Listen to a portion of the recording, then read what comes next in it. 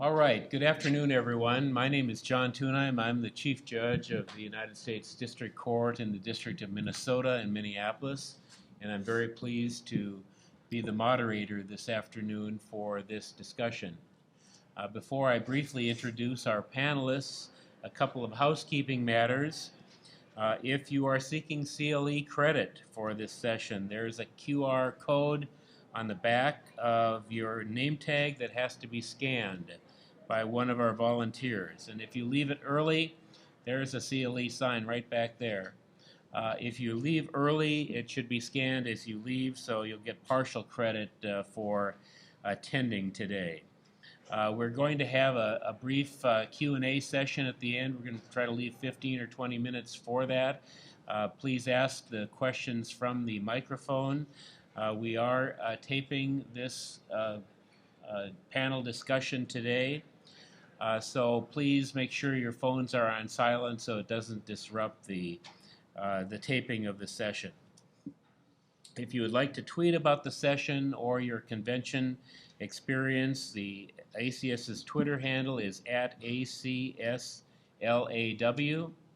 and the convention's official hashtag is #ACS2019. All right, we have with us today, to my left, Professor Shirin Sanar, who is the Associate Professor and John A. Wilson Distinguished Faculty Scholar at the Stanford Law School. I'm not going to give a full description of our speakers today. It's in your materials, but please welcome our speakers. Next to her is Mary McCord, who's a senior litigator for the Institute for Constitutional Advocacy and Protection at the Georgetown University Law Center.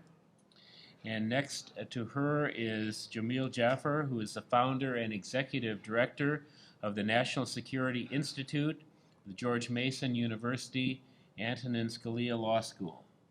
And then at the end, Bahar Azami, who is the legal director for the Center for Constitutional Rights. Please welcome our panelists today.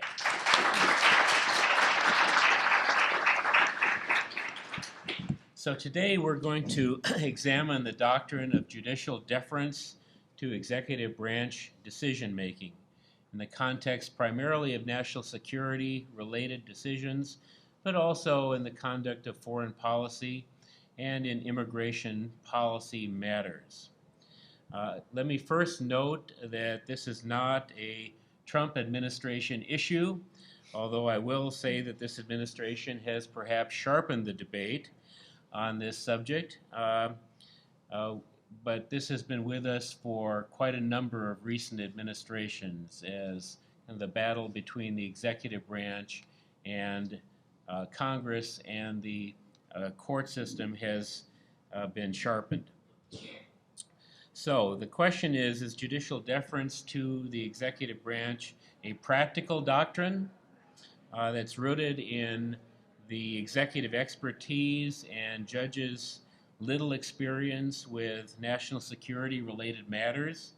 Or is it, in the words of Justice Jackson's dissent in Korematsu, a loaded weapon for authorities to bring forward claims of urgent needs not to be interfered with? The disagreement over the deference doctrine has spilled out recently in the Supreme Court's decision in Trump versus Hawaii, which, if you read it through, it's an excellent discussion of this issue in addition to First Amendment issues. That was, of course, the so-called Muslim travel ban case, a 5-4 decision. So the differences are stark if you read the opinion. The majority looked at the principle of deference in great detail and on the work done to support a need for the travel ban. And the dissent focuses on what they called a very superficial process and the president's statements suggesting animus. Historically, I think it's true that significant deference has been given to executive branch expertise and policymaking, particularly in national security matters, but is that changing? Or should it be changing? That is the focus of our discussion today. Lower courts, at least it appears to me, have been more willing to challenge the executive branch, particularly when civil liberties have been involved. So let's get on with our discussion. Perhaps we can start with Jamir. Could you tell us if you think, is it really possible for courts to effectively police the executive branch in national security matters? Well, it's a great question. Thank you, Judge, and thank you to the panelists for having me into the ACS.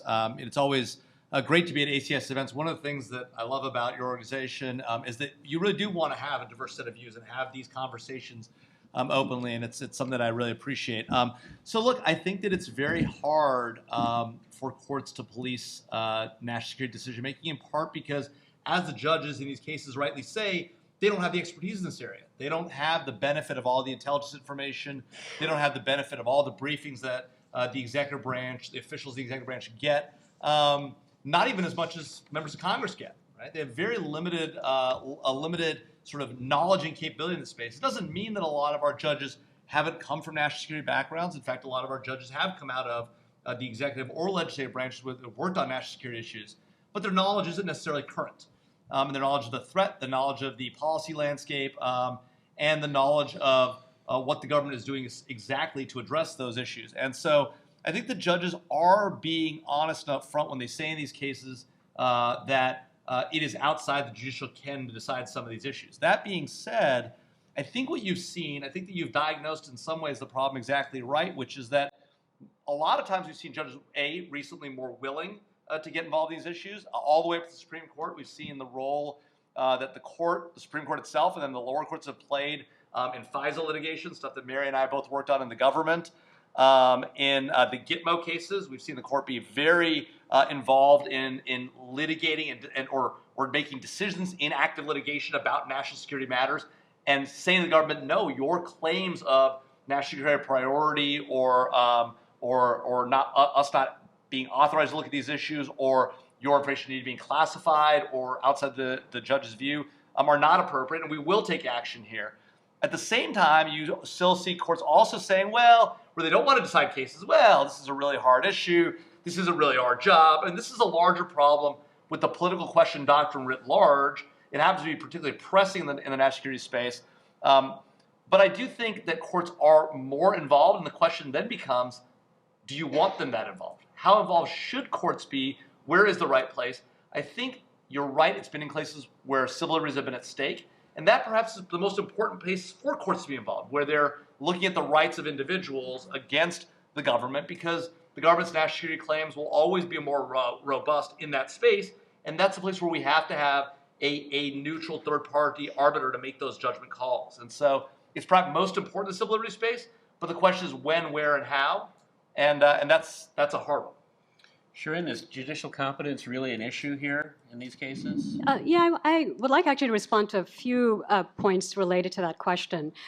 So I do think that with respect to national security deference, we have fallen into the habit, both as academics, as lawyers, members of the public, to think of national security as exceptional and sometimes to assert reasons for its exceptionality, which don't, in fact, hold much water when pressed. So let me say a few things, particularly about this claim on expertise. So the first question I would ask with relationship to this claim of expertise is what distinguishes expertise here from other contexts in which we routinely trust judges to address very complex scientific evidence, economic evidence, numerous questions of policy that the judges themselves do not have either a prior background in or any current expertise in. In those areas, we believe that although they are generalists, when provided with the information and using their expertise in legal reasoning, in constitutional or statutory analysis, the ordinary techniques of legal decision-making, that they are able to resolve those questions. So if our theory is that judges have less functional competence in this area, we need to be careful and clear about explaining why that is. So I want to say a couple of more things about some of the arguments that are then made for why this area might be different. One of the arguments Jamil alluded to, which is this notion that in the national security realm, judges cannot be provided the same access to information that they might have in other areas, so that by necessity, they lack the facts from which to judge these claims. But that, number one, is only true to the extent that we believe that judges cannot be safely provided access to information from which they can then make judgments. It is often said, well, how can we trust judges to protect the classified information that comes before the court?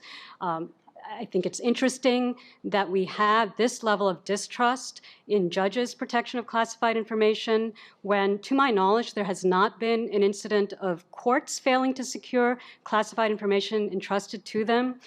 By contrast, the executive branch, which we now have some 5 million Americans who have security clearances, who work for either executive agencies or contractors, we trust that very large number of people to protect classified information. But yet when it comes to judges, except in particular contexts, like in dealing with classified information under in criminal cases and so forth, or in the habeas Guantanamo cases, in other contexts, we're quite resistant to providing them access to information, even in more protected conditions. So I do think that these arguments over expertise have to be taken more critically. Mary, do you wish to respond? Yeah, I think a couple of comments on what distinguishes it here. I mean, in one sense, not always, not every case, but in many cases, the stakes are just higher when we're talking about national security. Or at least I think that's the way judges have looked at it historically. So maybe somebody has a very complicated intellectual property case involving technology, and it's an antitrust case or something like that, and or even a trade secrets case, and it requires a judge to get a lot of knowledge about something he or she may know nothing about. That's still a discrete case and a discrete set of issues.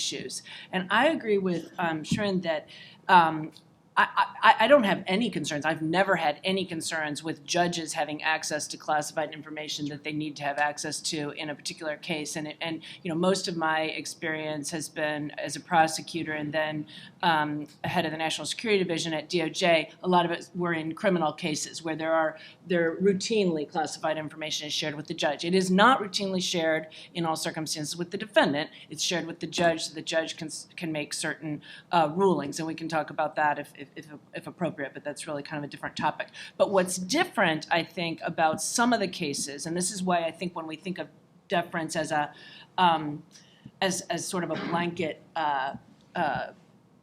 concept in the law, it really is different on a case-by-case basis, because when you're talking about some of the policy decisions or executive branch actions, executive orders, things like this that are applicable beyond individual cases, I don't think it's just about providing a judge with some defined set of information that's relevant to that. And I say this because I had no idea until I went over to the National Security Division the volume of information that was going to be coming to me every day. I had enough security clearances to fill a notebook, and the briefing every morning was probably this thick. There's no possible way I could read it all. I was in meetings at the White House usually 4 or 5 times a week, 2 hours meetings of the deputies committees where there are deputies from every national security agency. So we're talking not only all of the intelligence community, but the Department of State weighing in on the foreign policy implications of whatever this policy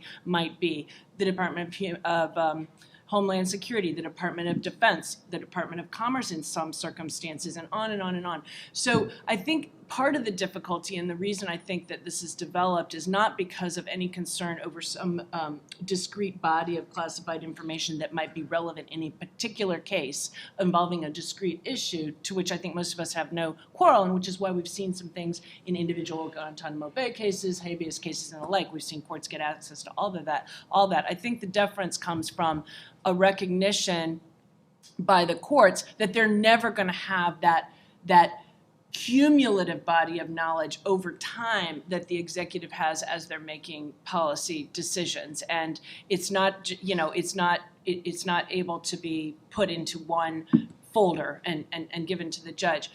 That said, clearly we've seen times when deference has, I think, frankly, the doctrine, knowledge by the executive that there will be deference has been abused and used as a pretext for other actions. And I'm sure we're going to get into that, so I won't discuss it. But here, let me ask you, is there a way for courts to easily distinguish between strong, valid claims of national security warranting deference and national security when it is used as a pretext for, say, discrimination? Or is it more just in the eye of the beholder?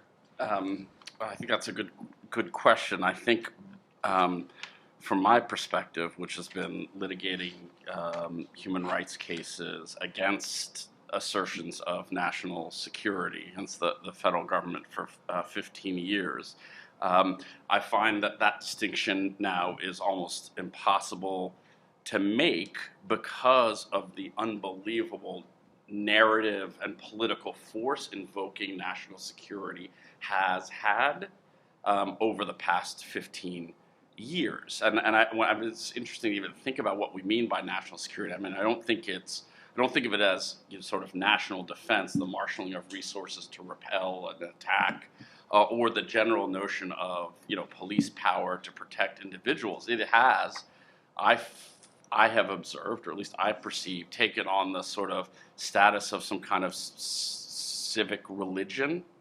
and just a force of mantra that is invoked.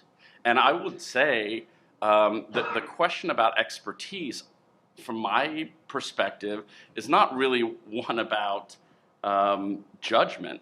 It's really about will and choice, to borrow from Alexander Hamilton. I mean, I think it does often mask substantive value choices rather than an actual commitment to a commitment to or modesty about a judge's expertise. And I think in the post, and I think it's part of it is a sea we're all swimming in that has a number of kind of component doctrines that are repeatedly invoked to do all of the same kind of work: qualified immunity, Bivens special factors, I think dishonest Ziegler versus Abbasi decision, state secrets, political question doctrine, battlefield preemption. It just keeps building like a snowball to sort of crush claims of regarding human rights abuses. And I think they come from it's been around for a long time and it's institutionalized, but I think comes one from a myth, a post 9/11 myth, that this is a particularly unique and existential threat. Sort of heard rhetoric of the framers could never have imagined something like Al-Qaeda or Attorney General Gonzalez's, I think, absurd claim that Geneva Conventions are quaint. When you think that the framers wrote the Constitution in the wake of the Revolutionary War, which was a bona fide existential threat to the country, and the Geneva Conventions emerged from the most apocalyptic war in the world's history at that point. So it's I think a value choice to displace law in those instances where the risk of foreign terrorist attack is, we all know, really nominal as compared to other more serious attacks, say from either right-wing violence or guns. And then I think the second myth that other people picked up on is this notion that courts are not competent and they have to defer to the expertise of national security experts. I also think that is often reflecting of a value judgment about the certain kinds of claims brought by certain kinds of people or institutions that courts are or are not willing to hear. And one example of that that's been floated that I was heavily involved is in the Guantanamo cases. So the district courts heard dozens and dozens of individual habeas cases surfacing the question over massive objection from the federal government all the way up to the Supreme Court that they would not be competent to do so. Individual habeas cases about whether or not someone was a member of or associated with Al-Qaeda or associated forces. And the district courts over and over again handled their job expertly, looking carefully at the evidence, developing a legal standard under international law where there had been not been one before under the Bush administration's decision just to detain anyone they wanted, like applying law and deliberation and consideration, excluding evidence from torture, evaluating the sufficiency of the evidence, and granting writs of habeas corpus in many cases based on insufficiency of the evidence. And as those cases went to the DC Circuit, they are routinely reversed, not because of a bona fide dispute about the competence of the judges. I think it was because the DC Circuit thought the Boumediene decision authorizing these kinds of judicial decisions was patently illegitimate. So you found reversals of all grants of habeas cases and affirmations of all denials of the writ. And so it just, and it's of a piece of a sort of broader, where the ACS comes, a broader judicial skepticism in this era about certain claims of right, voting rights, Bivens.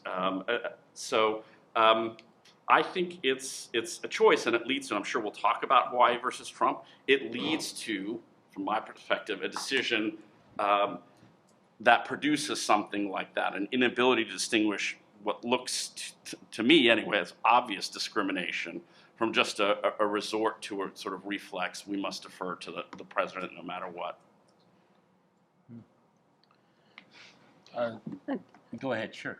Yeah, I just wanted to say another point about the rationale for national security deference based on the higher stakes of the issues involved. And I think it's undoubtedly true that in some cases that are presented as being national security cases, the stakes of a particular decision or question can be high.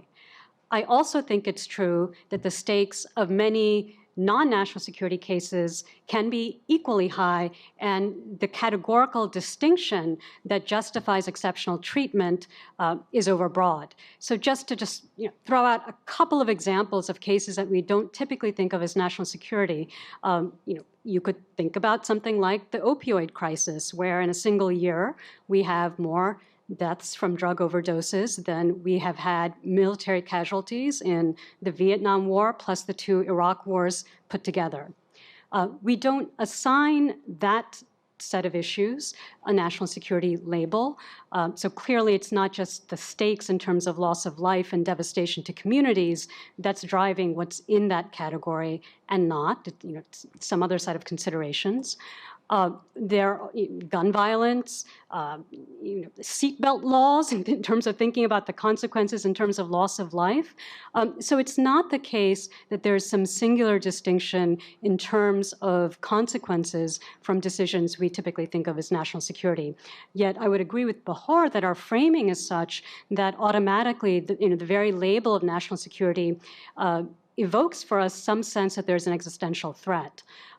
While most decisions that a court is faced with are not in that realm, but it is that framing that leads us to think of it as something that's categorically different than the other kinds of policy questions that judges are dealing with. Jamil, let me ask you, is Congress part of the problem here? The Congress routinely grants the president extensive powers, recognizing that you can't fully be cognizant of every emergency that's going to come across the president's desk. And I believe the National Emergencies Act of 1976 has no real standard for what is a national emergency. Is Congress intending to give this kind of broad authority and to, in some respect, insulate it from review of the courts? Yeah, I think that's exactly the problem, right? All of the things you've just heard from Bahar and Shireen are concerns about the policy implications of the national security cases, concerns about the way the courts are dealing with them, primarily because these are policy judgments. They're policy judgments being made in the first instance by the executive branch, but policy judgments either endorsed explicitly or authorized by the legislative branch. All too often, we conservatives and liberals alike, when we don't like the policy outcome from the political branches, whether it's the president or the Congress, we run to the courts, say, courts, judge, you got to solve my problem, right? That is not our system. Our system is not one in which you run to the courts for policy solutions. Our system is one in which the policy judgments made by the political branches working together or at odds with one another, and then for courts to implement those policy decisions by according their actions with the law. It is not their job to create the law, to fix problems in the system, to make the value, will versus choice judgment that Nahar was talking about. It's instead to implement the will as expressed by the political branch of our government elected by our populace. So if you don't like what Congress is doing, giving too much deference to the president in the National Emergencies Act or IEPA and letting President Trump declare national emergency on the border, right? Or you have a problem with the way the Gitmo cases are being handled in the D.C. Circuit, that's not a Boumediene problem. That's a problem created by the habeas laws passed by Congress in the aftermath of Boumediene. The D.C. Circuit is simply implementing Congress's choices. And so this idea somehow that it's the judge's responsibility to be a super legislator when you don't like what Congress did, you don't like what the president did, is completely contrary to our system of governance. And I recognize that that's a problem on both sides of the aisle, and I have the same conversation with my conservative colleagues saying, look, you guys complain about judicial activism, and yet you run to the courts whenever you have a problem with Congress too. The problem that we've heard here is a problem created by Congress, giving too much authority to the president and not reining in when they could. If Congress wanted to fix the Gitmo problem, they could. They've chosen not to. If Congress wanted to rein in what the D.C. Circuit's doing or give more habeas rights, they could. They haven't, right? You have a problem with the way that the president is running his business? Go to Congress and fix it. Elect leaders in Congress who will solve those problems. Don't go run to the courts and say, Judge, you have life tenure. It's your job to fix it. It's not their job to fix it. Mary, I want to ask you a question because you've been in the middle of a lot of policy making relative to national security. As judges, we look at government behavior all the time. We look at the processes that are behind a particular decision. Is it possible for judges to be able to examine government behavior, examine processes followed in making a particular declaration that there's a national security reason for deference? Is it possible for judges to be able to do that based on your knowledge of how those decisions are made? So I think it really does depend on the case and what we're talking about challenging, and we've alluded to some of that here today. I think, and I also think that what we've seen sort of at least in recent history is the judges' willingness, and I think that, and I agree with their desire to get more involved and get more knowledgeable about cases where individual liberties are concerned. And that's where we see the judges to be, I think, most active and require more explanation from the government, and I think that's appropriately so. And so in those cases, the government is just, has been forced to find ways to be able to provide information to the courts. But as we've seen, and we might as well, get there with something like Trump v. Hawaii, still at the highest court, we've seen incredible deference to the executive, even in a circumstance where the objective watcher of how the Muslim ban version 1, version 2, version 3 were rolled out in conjunction with the president's statements both as a candidate and as a president about a 100% and complete Muslim ban, it was hard for a lot of people to countenance the Supreme Court still deferring to the executive's national security rationale in the face of this what appeared to be very discriminatory purpose, right? And so one issue there, Jamal raised, which is that statute, that the INA that this was brought under was incredibly broad. It allowed for the president to make determinations when there were, I want to make sure I have the exact rating, when he finds the entry of a particular person would be detrimental to the interests of the United States. There's no guardrails there and no real guidelines for what does that mean. And, just be honest, in times in different administrations, I might have more faith that I don't need more guardrails than that. I don't have that faith right now in this administration. And so, but that's what the Supreme Court, the majority at least, Chief Justice Roberts was able to kind of hang on to. Look, this is really, really broad here. We defer, and there's reasons we defer. And he looked back and he said the text that Congress gives us tells us to defer, and then he looked back historically to all of the cases where the court has just deferred historically and deferred. And the problem there, I think, comes up, and I hope I haven't digressed too far from your question, is what happened in that situation, if you read the majority and you read the dissents, is the question then became, when you have a national security / foreign policy / immigration, concern, because all of these have a degree of deference that courts have given them, and they kind of overlap in different cases. What does that mean for your standard of review when you have an assertion of, a violation of the First Amendment? Normally, right, when an establishment clause violation has been alleged, we're talking about strict scrutiny, right, and really holding the government to showing its legitimate governmental purpose, and that the policy, the implementation is something that was, necessary to safeguard that interest. And what the Supreme Court came up with, of course, in Trump v. Hawaii, is a rational basis review. And he was taken to task, the Chief Justice was taken to task about that by Justice Sotomayor in her dissent. And I'm not going to take sides on who's right. I mean, I'm confused about that case, but the interesting thing is, right, that's applying a completely different standard of review based on this deference principle. And I think that's where we really start to struggle with what role should it play. And I think that's what's led judges, and I don't disagree with it, to try to push a little harder in cases where you see such evidence of pretext. And even if some of us in national security might say that by the time we're at version 3, objectively on the paper, if we didn't have all that other evidence of the president's statements, if we looked objectively, by the time we're at version 3, after this multinational review or multi-agency review, and the fact that these countries don't vet very well, that might have had some. That might have been more defensible.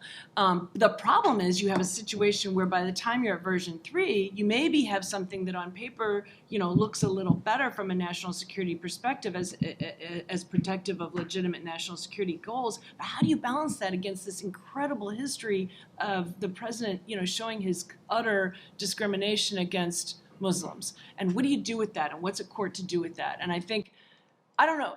I don't have the answer to that, because I think that's the crossroads we're at right now. I have an answer. You don't do anything with it. Yeah. There's a case or controversy before a court. They can't go looking around at the whole world. This is what happened before. They have a piece of executive action before them. They've decided based on that piece of executive action, not the case they wish they had. Right? They have a case before them. It's a case or controversy. They make a decision on that basis.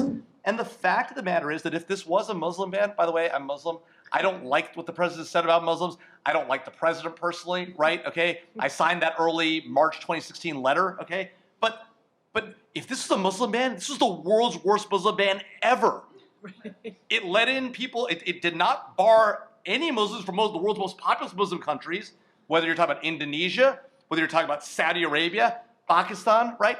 Most of the world's Muslim countries didn't have any ban on them. This was a handful of countries, and by the time you got to the third version, even in the first version, it was a handful of countries with Muslim majority populations, okay? And in the final version involved a number of other countries and did not even ban everybody from those countries. I mean, this idea, if this was a Muslim ban, this is a terrible Muslim ban.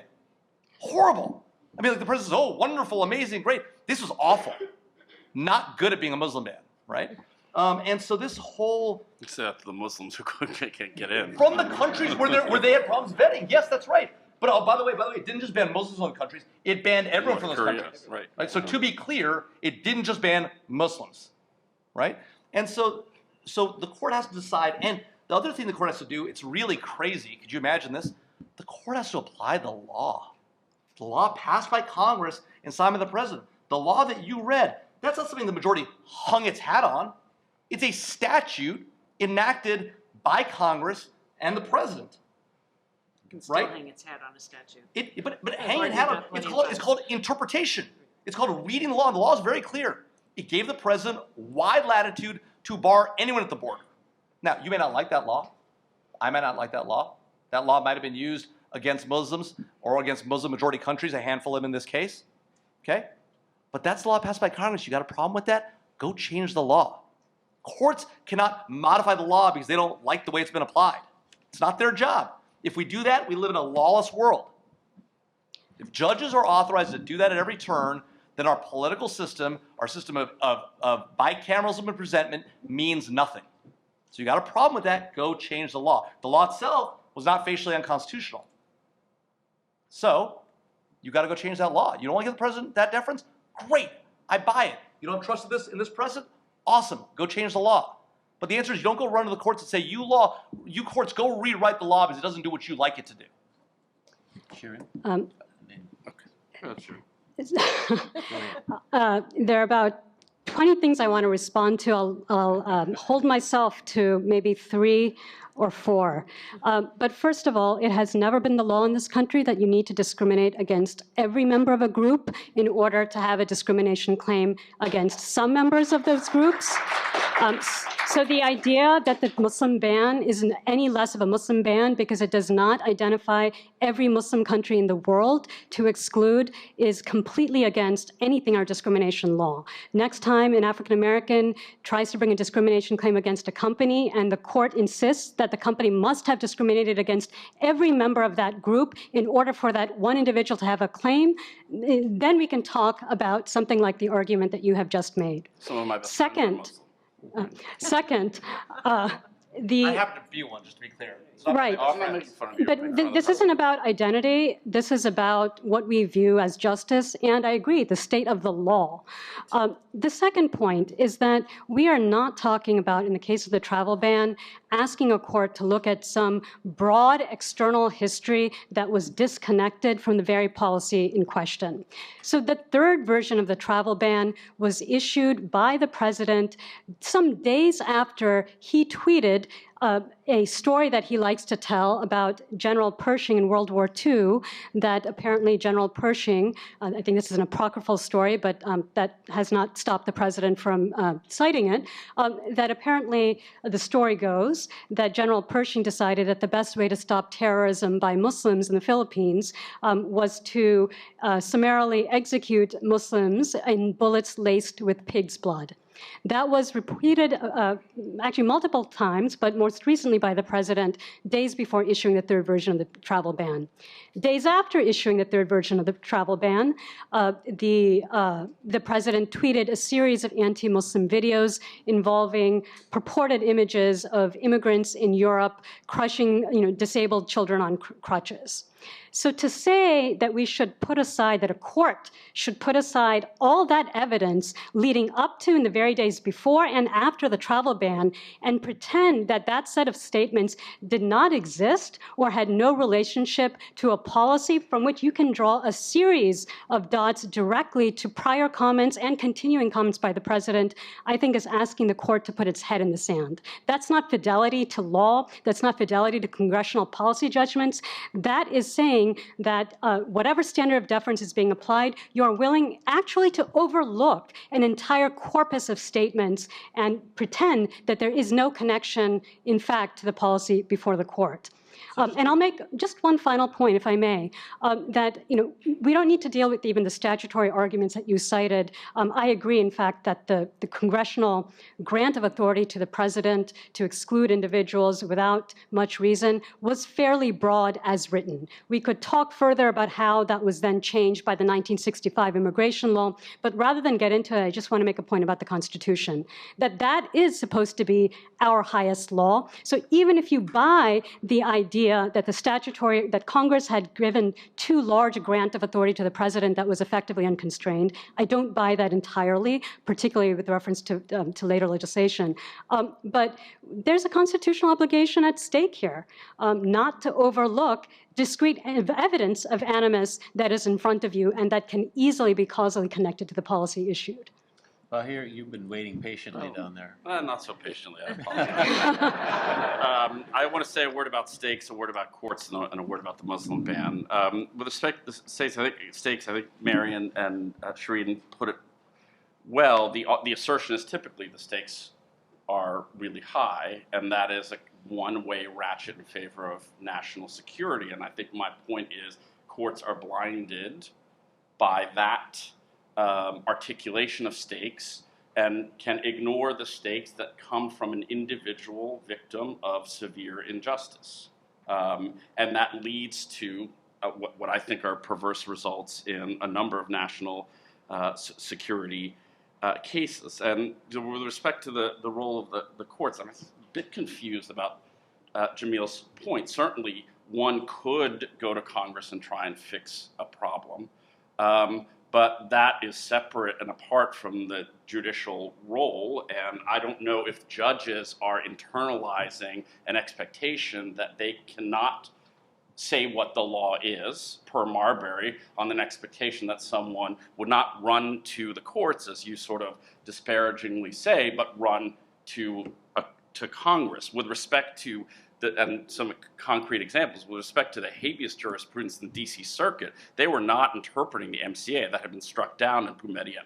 They were applying a political vision that disregarded the value of habeas claims brought by individuals, despite fact-finding by district courts, because they did not believe in the value or the stakes on behalf of the individual claimants. And I think someone like James Madison or Alexander Hamilton would find it surprising to say that individuals should go not rely on a habeas court and rather go to Congress to enforce the writ of habeas corpus. And as Shireen said, there's a statute, of course, implicated that grants broad deference, but that statute in the Muslim ban is constrained by the First Amendment. And I have, sort of listening to the comments, I think, so I used to teach constitutional law, and I used to think that one of the most important lines in American constitutional law comes from, and people, I think, rightly compared the Hawaii case to features of Korematsu. Even though I think the court, somewhat cynically said we're overruling Korematsu, missing the point that the logic of the case looks like Korematsu, not that they're relying on the holding. But I think of it more akin to Plessy. And the line that I always think of in Plessy that I urge my students to look at is in Harlan's dissent. You remember Plessy? It involved the separate but equal rail cars in Tennessee, and the majority says basically there's nothing to see here. Everyone is being treated equally, and to the extent that there is a perception of discrimination, that is a consequence of sort of individual insecurities of the black race, and reinforces this hyper formalism that I feel like is being picked up on here. And what the really important line to me, it sort of sounds not legal, but it is deeply wise, which is in Justice Harlan's dissent. He says, everybody knows what's going on here. And that sort of appeal to reality and what's plain before our eyes can get masked by these judicial doctrines that I'm talking about that steam over what we know is true to resort to formalistic archetypes, all of these doctrines that obscure what everybody knows. Jim, let me ask you, is there an argument, a valid argument, that rigorous judicial review can greatly improve executive branch policymaking? The thought that your decision relative to national security is going to be reviewed by a court, might there be an argument that would improve the decision making in the first place, or wouldn't that make a difference? I mean, I think there's no doubt that knowing your action in whatever realm it might be, whether it's national security or otherwise, is going to be reviewed by a court or by anybody, the court of public opinion, right? By Congress. They're going to take a close look at it. They're going to do something about it. If they don't like what you did, is going to make your decision-making more robust. It's going to make you more careful. It's going to make you legislate or act more narrowly. That's going to be true in every circumstance. That doesn't necessarily mean it's the right decision, right? I think you know, you made a really good point, which is to say it's the job of the courts to say what the law is, not what the law should be. And what you've made an argument for is the courts to say what the law should be, untethered from the statute passed by Congress. Everyone's agreed the statute was broad. The statute is constrained by what? By the Constitution, okay. And so how do we determine whether that statute on its face is unconstitutional? There's no argument to be made that the INA, the provision, while other parts of the INA may have been modified by the 1965 Act, that provision remains the law as it is today. It's not like that provision was modified, so it's a little sort of fast and loose to say, well, other provisions were modified in 1965, so therefore we should treat that provision as though it had been modified. Congress knows how to change the law if they want to. They didn't do it here. That was the law that was being litigated in that case. And I may not like the outcome, I may like the result, but I also don't like this idea that you go to the courts and have them fix the law for you when the law on itself is facially constitutional, right? Even in an as-applied context, right? There's no as-applied argument here. The argument here was animus, bias. So now we're in the business of having courts read Twitter and make value judgments based on whether they like or don't like what the president said on Twitter, or what he said on the campaign trail before he was even elected, and use that as a basis for determining whether the law is or is not constitutional. That is not law. That is not hyperformalism. That's just asking courts to engage in a wide-ranging expedition across the landscape to figure out what they think is right. That is not the job of the courts in our system. Can I ask you, how would you reconcile this principle with Brown versus Board of Education? What's the question? I mean, what do you mean? So determining what the law is rather than what it should be, and or going back to Congress, what if you applied your principle to a case before you involving the segregation statute in Brown, what outcome? Yeah, States win, correct? No, I don't think so. We're not talking about a federal statute in that case, right? Well, we did the year after. Well, we weren't in that case, right? We're in that case. The issue here doesn't matter. Tell me if it matters. Well, and by the way, we're also describing a very different scenario where we're talking about the 13th, 14th, and 15th Amendments passed in the aftermath of the Civil War era that had a very specific purpose. Different than the First Amendment? We are not talking foundational religious freedom principle in the First Amendment? What is the religious freedom issue at stake in this alleged Muslim ban? Right? Nobody's saying, by the way, that discriminating against every Muslim, right? This was not a ban on Muslims. It was a ban on a set of countries where they had terrible vetting procedures. Muslims were banned. Christians from those countries were banned. Jews from those countries were banned. Zoroastrians from those countries were banned. So now you're just arguing about the merits. But it doesn't mean that the judges can't look at the evidence. In fact, you're applying an evidentiary standard to figure out whether or not there's discrimination or not. And we disagree with you. The evidence is stronger that it is discrimination. Right, but the point is we have to look at what the authority of the president acted under, right? And that authority is granted by Congress and applies across the board to any decision the president might make at the border about denying or accepting entry. Remember, we're not talking about people with rights under our laws.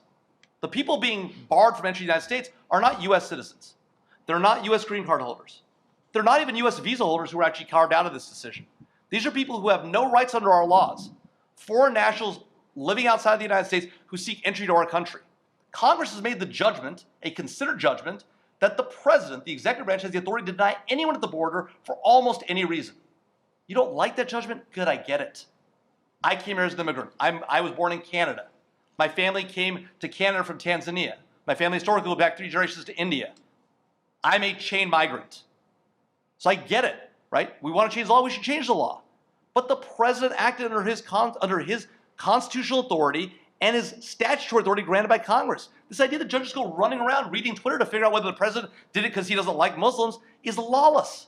But let me just interject there, because we started with what the law is, right? But any good lawyer can make an argument that unless the law is pretty darn explicit, Which it was I can here, argue. the law would be detrimental to the interests of the United States, That's right? the authority given the president. That's the authority given to the president. So anyway, my only point is that I think that's why we're talking about deference, right? Because if we had statutes that were crystal clear, I don't think we would even have to get to deference. They would apply and by their terms, and that would be the end of it. And so the question then comes, and honestly, I don't know who all wants to be litigators, but I can tell you, you can argue both sides of just almost every single statutory interpretation question out there. And if you can't, then go work a little bit harder on it because, and so what you try to do is make the most persuasive argument. And that's where, in situations of national security cases, a court faced with that will often defer. I want to switch to something that kind of came up earlier in a comment that Bahar made, and I think it's important because a number of us have talked about deference might be more deserved in certain types of national security cases and not others. And I think that begs the question of what is a national security case, and you brought it up with the opioid epidemic. But the one I want to get back to, frankly, is you mentioned right-wing extremist violence and guns. And there's just no question in my mind, having prosecuted terrorism cases for a number of years, that right-wing extremist violence is terrorism and is a national security threat. Period. So then the question becomes, if you have challenges to those kind of things, which are uniquely domestic in the sense that they're occurring in the U.S. and they're occurring based on domestic political ideologies, put aside for a minute, amendment that in a whole lot of the rest of the country of the world, there are a lot of shared far right-wing extremist ideologies. We've seen it in Western Europe, we've seen it in Southeast Asia, we saw it in New Zealand and Australia. And so you could say that kind of ideology is very international at this time, right? But right now, I think a lot of the problem we have in the United States is a domestic issue, but it is a national security problem as much as the Islamist extremists threat of terrorism in this country. So if those kind of cases, then there's not a law right now that I have that I can point to that would be challenged, and we'd have to test this deference doctrine. But I throw that out there as an illustration of things where we might feel like courts are much more competent, right, to assess a national security threat that is more homegrown. And so I think, as we look at the deference, I think that the work to be done by litigators, certainly by academics, but, it's the litigators who get in front of the judges, is to try to figure out where are the lines, right? And where is deference due?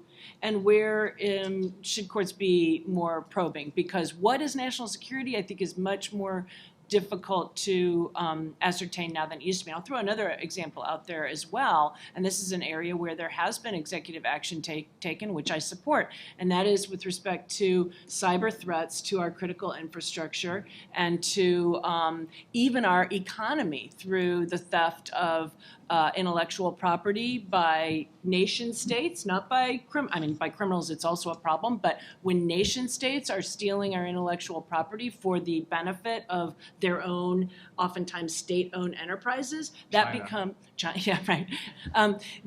a national security problem too. And President Obama issued an executive order that allowed for sanctions against individuals and companies that and regimes that engaged in that type of activity. So that's a classic. I haven't seen that challenged because these are foreign actors who are probably not going to challenge it when the president designated actually individual members of the Russian military intelligence because of their activity in interfering with our election. We didn't see them coming into U.S. courts to challenge their designation. But assume for a minute they did, right? Although Huawei has. Huawei has, you're right, Huawei has.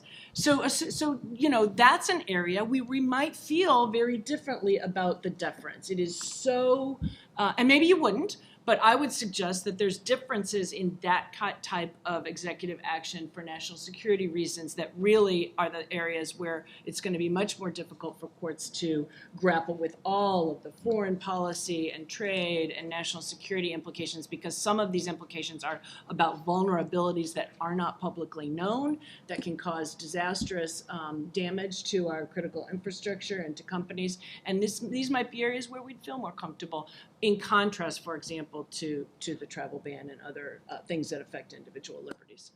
But there might be a good reason, there actually might be a good reason to feel more comfortable there, right? Because you said earlier that sometimes the courts may give deference because the stakes are higher. But I think one point that I want to really agree with Shireen and Bahar is that the stakes may be high for the government in national security cases, but the stakes are just as high for the individuals' liberties are being stepped upon, right? And so, and by the way, this is also something that's at the core of our national philosophy, right? As you pointed out, the Constitution was written, and our first 10 amendments were written at a time of serious national security threat, where our framers were thinking about the threat posed by overweening government power, levied in a national security context against the then colonists, right? The whole idea of quartering troops in your home, right? The ban, the bars on religion and free speech. Those were all national security-like claims made by the king against our framers, right? And so this idea, I'm not suggesting there should be some complete notional deference. What I'm saying is that or that the weight is heavier on the government side or on the individual side. To the contrary, we need to be very careful about defending individual civil liberties. At the same time, we cannot hang all that responsibility on the courts. We have got to be hanging that responsibility on our elected officials, the president, members of Congress, and on our electorate. Right? Donald Trump is in office because he was elected by a voting majority of the Electoral College. Okay, you may not like the Electoral College. You may not like the Electoral College, but by the way, I want everybody to remember that the day before the election, everyone was worried that Hillary Clinton was going to that Donald Trump was the one who hated the Electoral College, if you remember that, right? Right, up till the day of the election, everyone assumed he would lose the popular vote, right? Or he would win the popular vote, right? And that whatever. It was the other way around. Everyone was worried about the other way around, right? So I guess my point is that we may not love our system, right? Our system may not be deeply flawed. It may lead deeply flawed results, but the answer is not always the courts.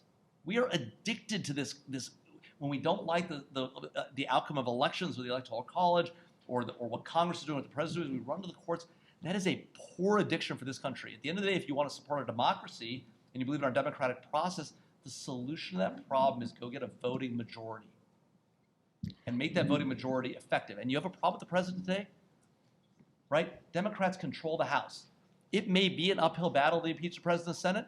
That is not a reason not to conduct impeachment proceedings if you believe that, in fact, he was involved in collusion or, in fact, that he lied or any of those things, all the things that the Mueller report talks about. You believe that's obstruction of justice? Then Congress has an obligation to impeach him and let the Senate do what it might. But the House cannot run away from its obligation because, oh, well, we're afraid what the Senate's going to do. That's outrageous.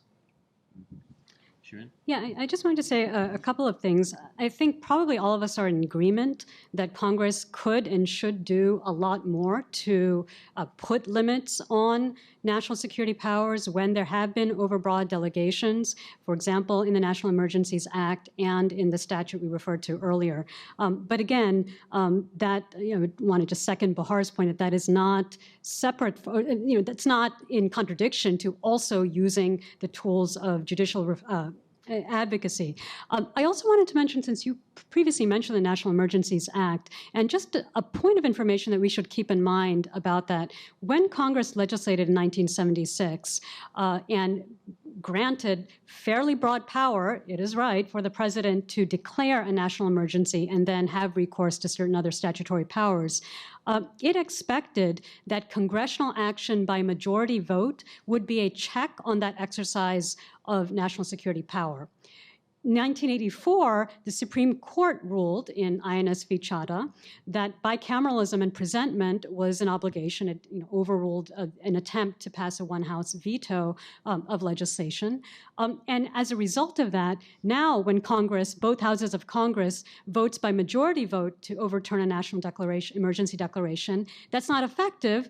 The president can veto it, and it must overcome a two-thirds veto. The point I make is not whether that decision was right or or wrong, but then when we're thinking about accountability in the specific context of particular statutes, we also ought to keep in mind that when congressional oversight has been through some vehicle or another disabled, then we ought to certainly then perhaps go back to the legislation and tighten it. That's absolutely an obligation. But in thinking about what Congress intended to do, we shouldn't assume that they actually intended to grant a blank check on presidential power. I hear. Yeah, I want to pick up on a couple of points. A bit of the discussion about what is identified as a national security threat and why seemingly more concrete and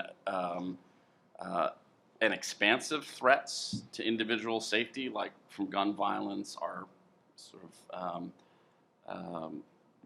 not considered a national security threat. I think I want to say it has something to do with the kind of racialization of what the threat is post 9/11, and that the threat of foreign Islamic terrorism has a cultural fear factor that is in part stoked or perpetuated by the political branches, which is why in part I don't trust the political branches to deal with the rights of disfavored minorities, and I don't think that is the logic of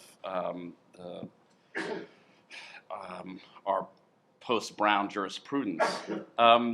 Yeah, and so and I think we need to reckon with that, which motivated a lot of the voting population that supported Trump, and I think was behind the Muslim ban. It's this notion of thinking about the superhuman Muslim terrorist threat, right? They're so dangerous. Normal prisons won't hold them. We need to put them in an island prison 500 miles from the Florida shore. Regular interrogation techniques won't work. They must be enhanced. And this perpetuation of like fear, and it's not super unlike the notion of the black super predator that haunts us and therefore requires emergency measures.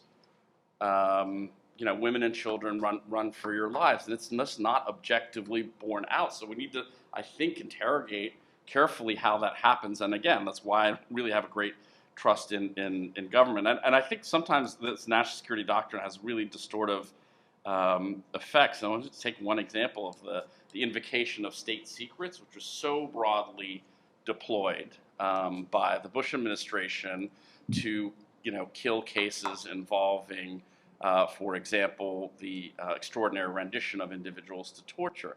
And it's just something so kind of amazing to me when you pull yourself out of the mire of national security litigation where that actually seems somewhat normal. This is the idea that an executive branch official could submit an affidavit, demand to a judge, demand that the judge give that affidavit total deference as a way to exonerate the perpetrator, the defendant, of any liabilities. It's like this sort of an absurd notion, a structural conflict of interest. But this is where we go in our I think the distortive logic of the national security world.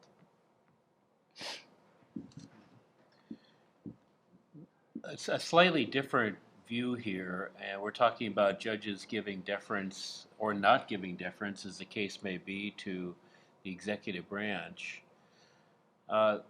Chief Justice Roberts has frequently talked about institutional legitimacy and the concern that if courts wade too far into policy making in the executive branch or shy away too much from individual liberties claims, that it affects the institutional legitimacy of the court. A lot of the early cases that have gone to the lower courts and up to the Court of Appeals, certainly the Muslim travel ban and some of the other cases involving border issues, courts have enjoined the administration with nationwide injunctions, and there's been a lot of criticism about that. is this issue important for the institutional legitimacy of the judicial branch? Anyone, go ahead. Punt a little bit on the nationwide injunction point, but it is sort of interesting, and here I'd be interested in hearing Jamil's reaction to this. So many of these, the successful claims against the administration are claims brought on the APA, Administrative Procedures Act. I mean, out of before the Trump era, I've been a civil rights litigator for 25 years. I never invoked the APA. It was like, what the hell does capricious add to arbitrary? I think Trump answered that question. But it's interesting because here, maybe this would satisfy Jamil. Here is, Congress regulating agency action, although there's nothing inevitable in trying to identify what action is arbitrary or capricious. That's an act of judging. So there is this really interesting backstop that suggests that this president is acting so lawlessly at times, can't even comply with the most elementary procedural requirements in a democracy.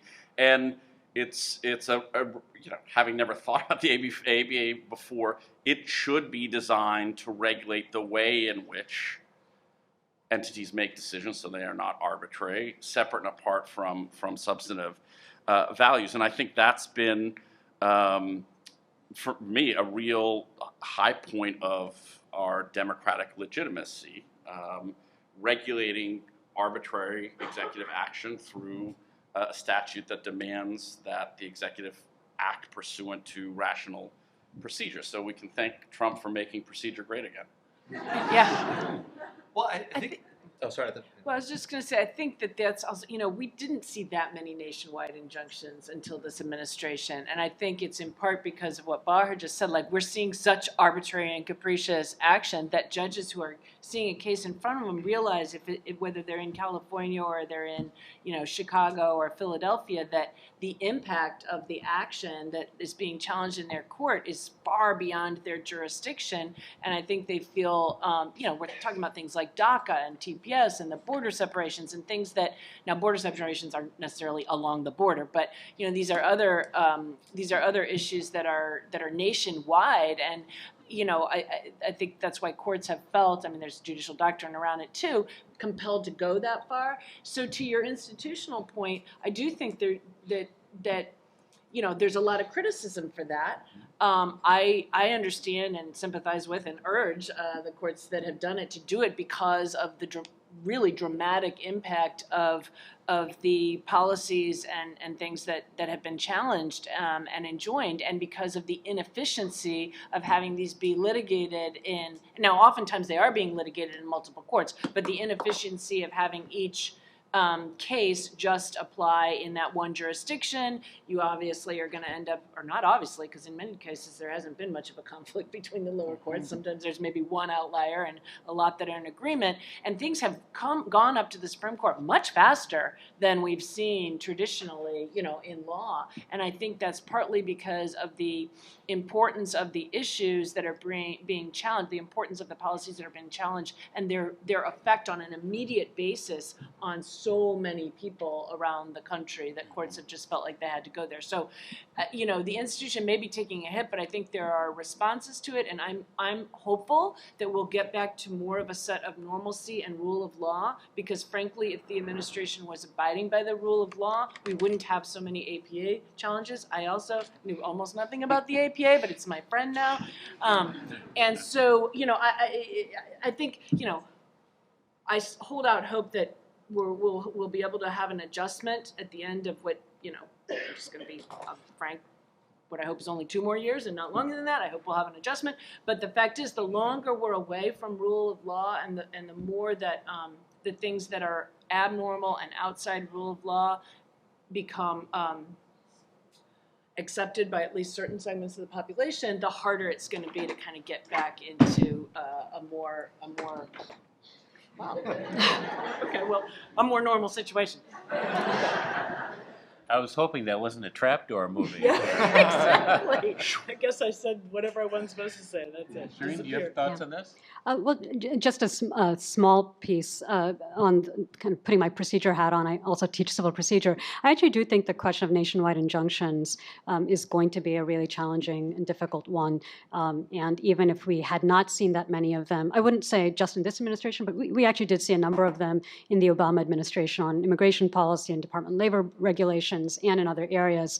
So I think we've now crossed a point where it's not a default option, and we will increasingly see requests in the next administration for nationwide injunctions. And of course, right now they're being made in California courts. At some future point, they will again be made in various districts in Texas and elsewhere.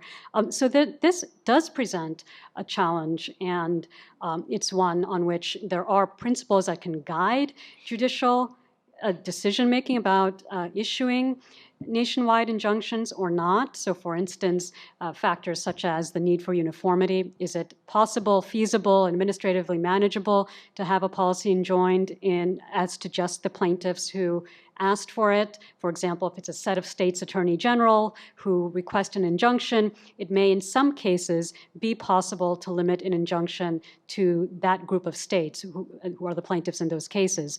In other cases, for example, with something like the travel ban, having anything less than a nationwide injunction would almost be impossible to actually enforce when you're talking about travelers coming into the country through various airports and so forth. So there will have to be some reckoning around this question, and I don't think it's an easy one, and it will come back to affect those of us who are now advocating for national injunctions. I have not a clear answer on this. I think it'll be a very complicated question to work through. Well, and I mean, this is a good reason why I think you don't want courts making these judgments. You want the political branches evaluating whether there ought to be authority for nationwide injunctions and in what contexts, right? Courts doing this on their own at the request of litigants again, leads to the same problem of lawlessness, right? If you want and you think nationwide injunctions are a useful tool, right, we have procedures for getting those in place, whether it's through the Rules Enabling Act and action by the judiciary or through Congress, right? Judges just decide on their own to grant nationwide injunctions, right, that go beyond the parties in their case, beyond the parties before them, beyond the arguments made before them, right, is another variant of lawlessness. And I think Shireen is right that you may like the outcomes here in what is viewed as an administration that doesn't really understand or can't really cope with the rule of law particularly effectively, right? But you're going to see the same problem appear on the other side, and it's exactly why you want to be careful here. And by the way, a lot of this is an outcome of the creation of the large administrative state that we have today. The reason you have these huge issues of deference, and you have the APA, and you have these very broad questions about arbitrary and capricious, because we've allowed Congress to get away from its job of making laws and delegating tremendous amounts of authority to administrative agencies and to the president. And when that works in your favor, everyone's like, oh, well, this is great. We love these great EPA regulations and these great labor regulations. When it doesn't work out the way you like it, oh, well, it's a Muslim ban, right? Well, then it's the president being lawless, right? Then Congress is over-delegating, right? I mean, you have to sort of take your lumps with it, and we ought to get back to a situation where we hold our politicians accountable, we hold our legislators accountable, and Congress ought to be making more law if law is required. It ought to stop deferring the executive branch, stop deferring the executive branch agencies, stop sending all of its authority over to the executive branch. I don't think courts ought to necessarily be the only people policing those hydraulic separations. I do think there's an important piece of formalism here in separation of powers, that there are over-delegations of authority that are constitutionally cognizable. But as a general matter, we as a political sort of, populace need to hold our legislators and our elected officials accountable, and we don't do that today. In a couple of minutes, we're going to see if any of you have questions that you'd like to ask, and if you do, make your way to the microphone, because that way you'll be picked up on the video. I'm curious, so any of you can answer this. What would the framers think of this debate? They created a relatively strong executive in Article 2 of the Constitution, but also a significant amount of power to the Congress, not much to the courts. But what do you think the framers would think of this debate today? Look, I think the framers were legislating, in the sense of writing the Constitution, against a background where they were very afraid of overweening executive power. Right? They had seen what happens when you grant an executive too much power, in particular in the national security or military context. And they were very cautious to protect the rights of individuals as against that executive, and to protect the rights of states and individual sort of entities within the United States as against federal power. And so, but we've gone a long way from that. We've gone a long way in terms of individual liberties. We've gone a long way in the sense of states' rights. And so I don't think the framers would recognize the system they created in our system today. They wouldn't recognize the powerful federal government we have today. I don't think they would recognize the national security authorities they would see as against individual liberties today. And I think they would be shocked to see, and with respect to the rule of law particularly in the last few years, I think they would be, I think we all should be appalled at the state of the rule of law in this country today. First question, go ahead, sir. Well, with all due respect, I think the error in Jamil's logic is that there's no need to amend the statute. It's a facially neutral statute that does not need to be amended. The problem is how it was applied. Okay. And it was applied in a discriminatory manner. We've got over 70 years of jurisprudence from the Supreme Court and lower courts where communists, people of color, homosexuals, women with the right to choose had to deal with facially neutral statutes that were applied in a discriminatory manner. Now, we have a president, not a dictator. In other words, there is not absolute deference, and if the president does have a pretextual basis for his decision, it does need to be reviewed by the courts. And if it's not reviewed by the courts, justice isn't only blind, it's stupid. You know, we need to have the ability in the court system to look at these decisions, and I think you do have to look at it's not going beyond the case itself to look at statute number 1, or executive order number 1, executive number 2, and even President Trump's comments. Jamil, Those are all part of the exact same litigation. You like to respond? Sure. You know, look, when you're talking about the relevant executive action at issue, Executive Order 1 wasn't at issue. Executive Order 2 wasn't at issue. When that case came before the court for decision, what was at issue was Executive Order number 3. But I'm a litigator, and you have to look at evidence even beyond the actual statute. Of course you can, but this wasn't an evidence. Had there been an evidentiary ruling? Had the district court evaluated the evidence? Had there been the normal scenario of evidence being brought before a district judge, witnesses testify, one side makes its case, the other side adversarial testing? Had any of that happened in this as-applied challenge? Not in the third No. one. I think in the first one there had been. There had not been the normal course of litigation. We hadn't had a trial on the merits. Right? This was injunctive relief that was sought, right?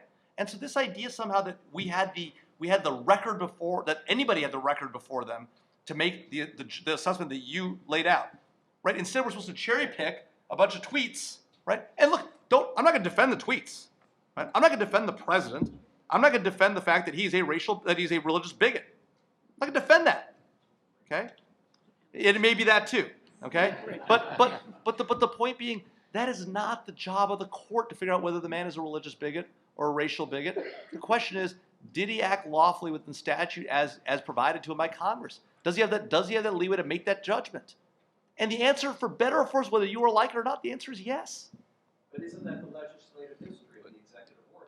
Just like you look at legislative. Well, and again, we can talk about that's a whole another fight to have. That's a separate conversation. I think we'll let you fight that out after the thing today.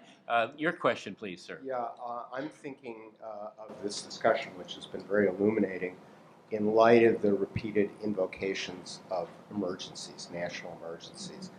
And I'm wondering if you folks would belate a little on how much of a steeper climb that makes it or doesn't make it for plaintiffs in these cases that also implicate national security issues. Thanks.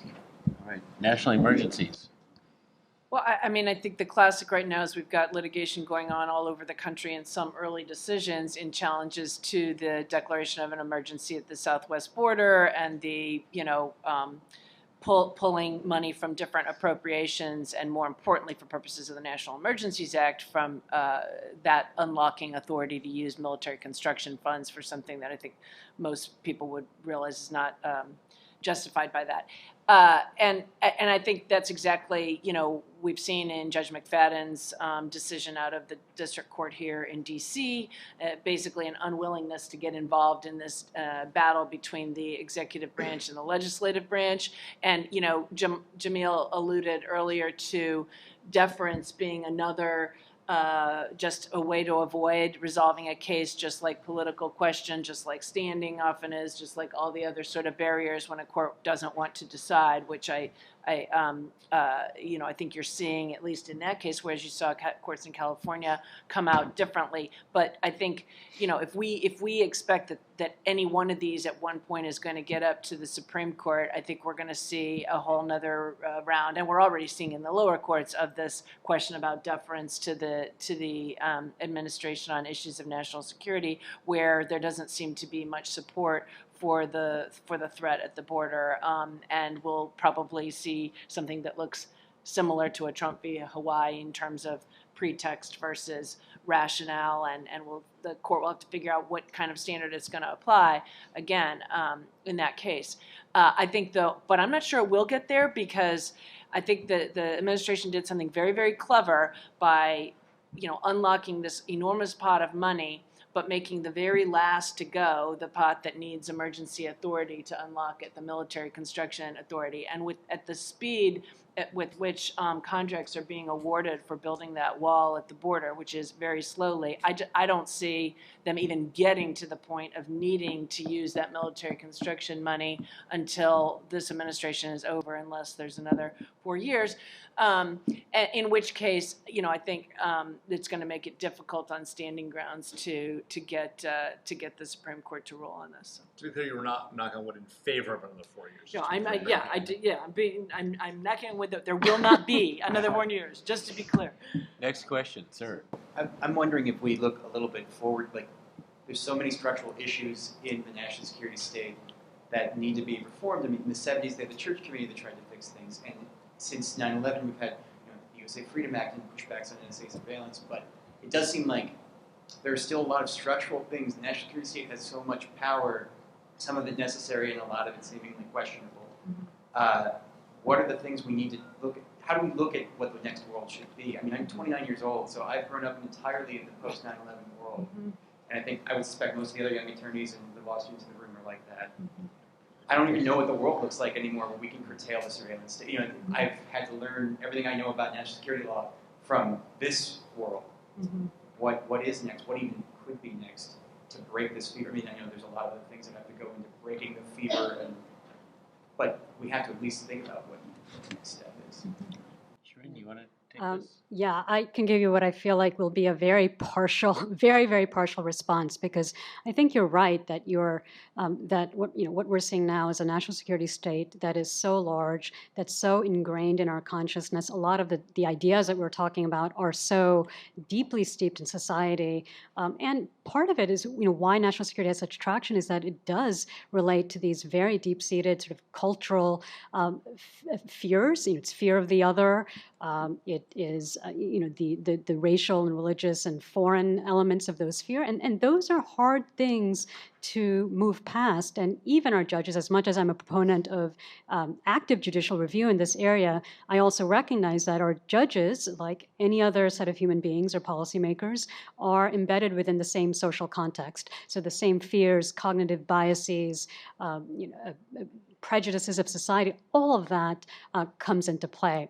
One very small piece of the response, and I do think this is just a small element, is that at the level of law schools and lawyers thinking about these questions, I do think we need to think about maybe a 30-year intellectual assault on doctrines of not just national security deference, but related ideas really about foreign affairs deference and immigration plenary power. And these aren't new kind of intellectual fights. There have been people, for example, in the academy writing about the racially problematic origins of many of these doctrines and late 19th century decisions that were very clearly nativist and nationalist in orientation. I would recommend, especially for the law students in the room, reading articles like like Sarah Cleveland in the Academy 15 years ago had a really important piece tracing back foreign affairs deference doctrines to a set of judicial decisions adopted in the late 19th century in 3 separate areas involving non-white populations. The Chinese exclusion cases, cases involving native peoples, Indians, and cases involving territories, which in the late 19th century the U.S. had, was then in the business of acquiring. And when you see those origins, that provides, I think, another focal point for thinking about where these ideas developed and how they've become now so ensconced in the way we think that we think of them as intuitively meaningful without actually separating out the many rationales that are offered for them and then thinking about them and assessing whether we think that they're valid at a one-by-one level. So I do think, just as far as what the academy or law students can do, and as part lawyers is part of this, is to re-examine the intellectual foundations of some ideas that are now deeply embedded in the way we think and the way courts operate. All right, next question. Go ahead, sir. Thank you. Thank you all for being here, and thank you for the discussion. I'm really interested in this discussion about nationwide injunctions and the idea that they might be going away.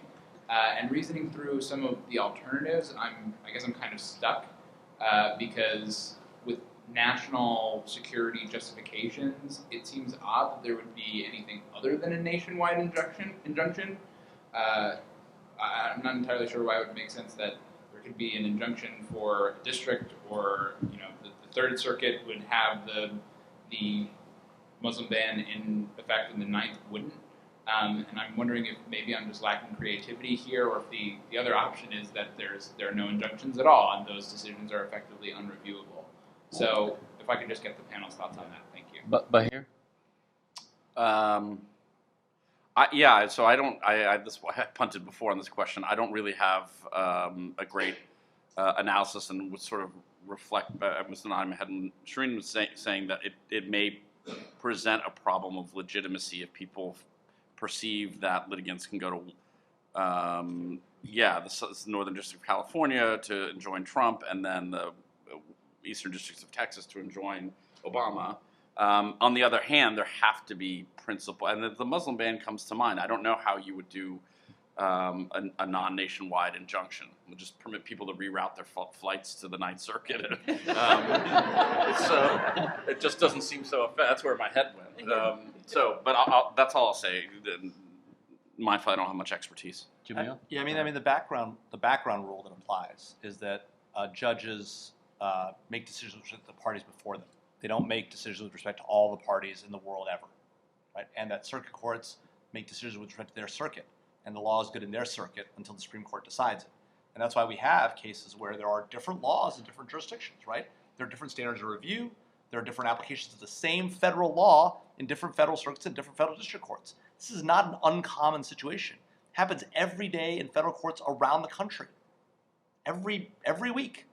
The reason we have a Supreme Court that does discretionary review is oftentimes to decide disputes between the circuit courts of appeals where the law applies differently because the courts come to different results. There's a circuit split, right? This is not unusual. This is standard. And so the idea somehow that a single court in a single district in a single case with just the parties before it could legislate with respect to everybody everywhere forever, that's the exception to the rule. That's not normal American jurisprudence, and it hasn't been typical until fairly recently. So what seems to be an obvious answer is actually the exact opposite historically. Thank you. Next question. Go ahead, sir. Yeah, thank you. One quick comment and then a question. So there was mention that the underlying statute that the INA, the Muslim ban, was founded on gave the executive broad powers. So I want to quickly plug the No Ban Act, which seeks to change the underlying law. So that's a comment. The question, let's say in 2020, there is one party controlling the federal government, doesn't matter which party, and let's say there's an effort in Congress to try to constrain judicial deference in this area of national security and try to require certain standards of review. I'm wondering, would any of the panelists, in theory, support such a move? I don't know if I'm going to answer your question directly, but I think that because we've been one theme that several of us has commented on is I think the amount of deference due really does depend on the case, because national security cases is a very broad category, and there are areas where I think that deference is very much needed, and I would continue to urge it, and there are other areas where I think it is less so. I also think that it's worth saying in this audience and other audiences that it's really hard doing national security actually in the government when you have some responsibility to keeping people safe. And it's kind of like, I think people who prosecute should at some point be defense attorneys. Like you know, until you walk a mile in the other person's shoes, it's really easy to cast stones. I'm mixing lots of metaphors here, I realize that. But one thing I've learned since coming out of government, and almost my entire career in government, and now I do public interest litigation, is it's important against the government and others, but it's really important to kind of like appreciate the difficulties on both sides of any litigation issue. And I think national security is particularly complex because, and I think one thing, I forget who said it, something about, maybe it was actually DeMille, that is it about expertise or is it a question of will, or maybe that was what Baher said. And I thought, and I wrote next to that, will or fear. I think in some ways the reason that some judges want to defer, and certainly sometimes the reason certain decisions are made, I think in the executive branch, is that concern. Like if I'm wrong about this, and this is not every national security issue, right? I'm not saying everything raises to this level, but if I'm wrong about this, bad things could happen, right? And this is partly a stakes question, which again is just on a limited number of cases. But I guess I would encourage everybody, and I think it's been a great discussion, and I appreciate all the questions. But as you think about what do you urge for deference in a coming administration, also think about, or just in the future from the courts, think about what it is like to be responsible for decisions about national security. And there are people who've spent decades in our intelligence community, in the State Department, lived all over the world negotiating with foreign dignitaries in inhospitable places, covert agents in inhospitable places who have died, right, to provide information to the U.S. that helps protect security, military, of course, who've died all over. And I'm not trying to be do a big rah-rah patriot thing here. I'm just trying to give the reality of, as you do think about, because there's lots of mistakes that have been made, no question about it. As you think about deference, I think it's important to think about that side of things too, and that part of the decisions that might be due deference are the ones that are drawn from this body of experience by people who've spent so much time and so much of their lives trying to protect the safety of the people in the U.S. All right, the panel on the relying on state courts and constitutions to safeguard rights will begin immediately in the presidential ballroom. There'll be volunteers to direct you there. Let's give our panel a round of applause.